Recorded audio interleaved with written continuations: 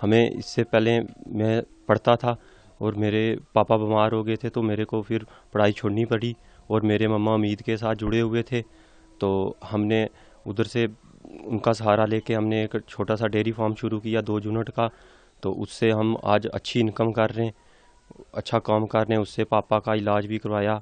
अभी 6-7 महीने हो गए, पापा की डेथ हो गई है। उसके बाद हम यहाँ से ही कमाई कर रहे हैं और अच्छी इनकम है। इस टाइम हम अच्छा काम कर रहे हैं और बढ़ा रहे हैं काम को। तो हम यही कहेंगे कि हर कोई इससे जुड़े।